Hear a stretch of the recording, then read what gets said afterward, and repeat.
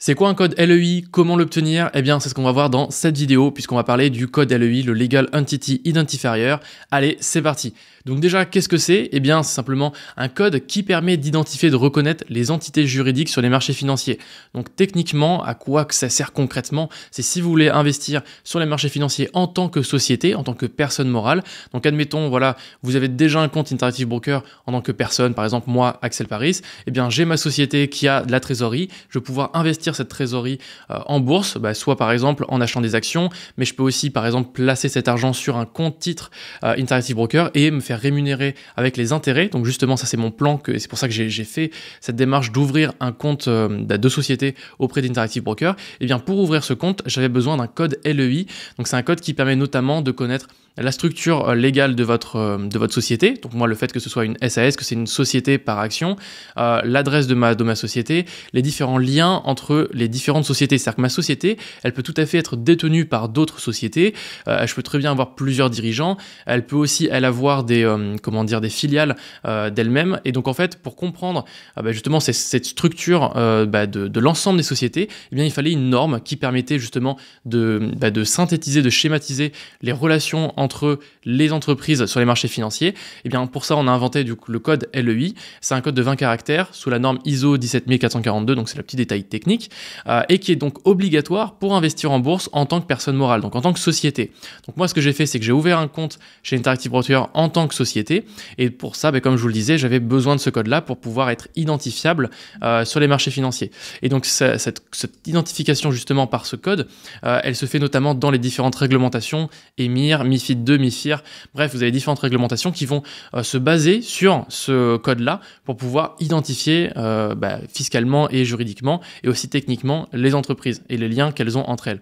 Alors maintenant, combien ça coûte concrètement d'avoir un code LEI? Ça coûte 120 € par l'INSEE si vous passez par la voie, on va dire, classique, avec un renouvellement de 50 € par an, en sachant que là, l'INSEE ne facture pas la TVA. Vous avez aussi d'autres solutions qui permettent de passer par des sociétés privées. Moi, je suis passé par exemple par codelei.fr, où là, c'est 59 € par année. Donc là, si vous voulez faire une nouvelle adhésion, c'est 59 €.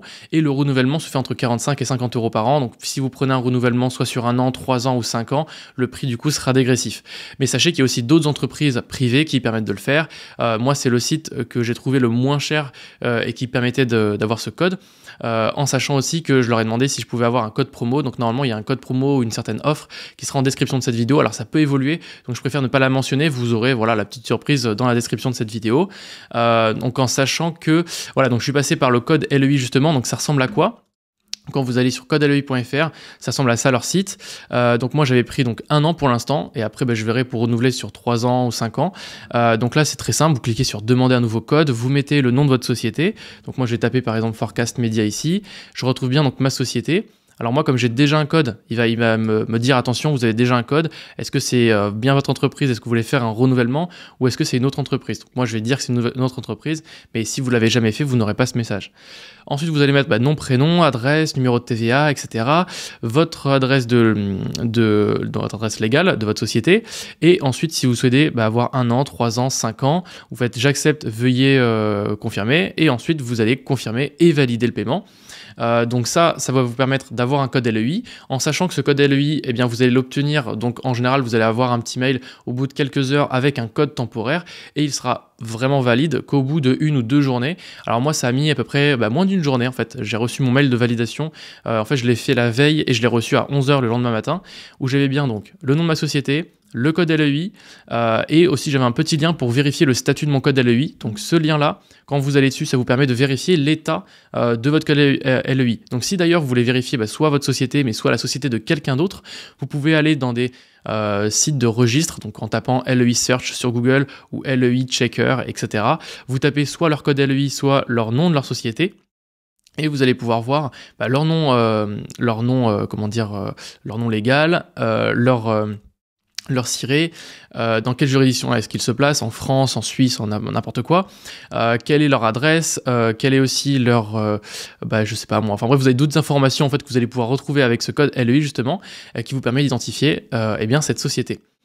Alors les petites questions fréquentes qu'on peut se poser justement sur le code LEI, donc c'est quoi? Eh bien comme je vous le disais, c'est un code unique qui permet d'identifier les entités juridiques de manière précise et transparente sur les marchés financiers. Ensuite, qui a besoin de ce code? Toute entité juridique qui réalise des transactions financières ou qui opère sur les marchés financiers. Par exemple, qui achète des actions.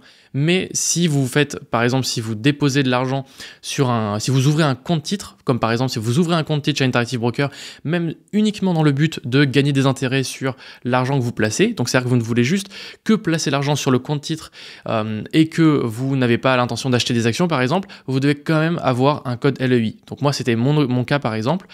Ensuite, si vous souhaitez obtenir ce code LEI, vous devez faire une demande auprès d'un émetteur de code, donc soit l'INSEE, soit une société privée, pour avoir par exemple un code moins cher. Combien ça coûte? On l'a vu, 120 € chez l'INSEE, ou peut-être moins cher si vous trouvez d'autres sites ailleurs. Et comment renouveler son code? Eh bien, soit en passant par l'INSEE, soit effectivement en passant par son émetteur chez lequel vous l'avez, en sachant que si vous avez déjà souscrit à un code LEI chez un certain émetteur, par exemple chez codelei.fr, il faudra renouveler chez codelei.fr, à moins d'avoir fait un transfert chez l'INSEE par exemple. Et enfin, est-ce qu'on peut changer d'émetteur? Bien sûr, puisque comme je viens de vous le dire, on peut changer d'émetteur, simplement qu'il faut faire une demande de transfert. Alors ça, j'ai un doute si c'est gratuit ou pas, faudra vérifier. Donc moi, ce que j'ai fait, c'est que j'ai ouvert un compte Interactive Broker au nom de ma société qui s'appelle Forecast Media. Le but pour l'instant, c'est de faire travailler ma trésorerie. Donc là, j'ai simplement déposé 5 000 €, mais l'idée, c'est que là, je ferme un compte à terme pour déplacer cet argent et le mettre sur ma société, et le mettre sur le compte titre de ma société, et donc du coup, de gagner des intérêts sur ça. Donc bien sûr, je vous tiendrai au courant sur comment ouvrir son compte, et aussi les intérêts que je vais gagner avec ça, ma stratégie que je fais sur ce sujet-là.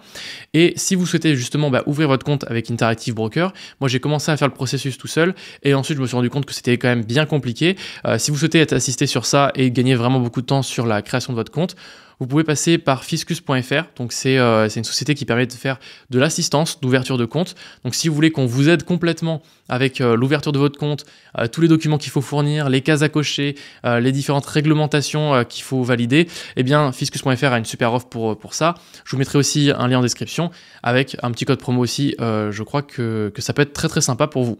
Si vous avez des questions au sujet d'ouverture de compte pour société ou alors sur le code LEI, n'hésitez pas à le poser en commentaire. Je vous dis à très bientôt, c'était Axel.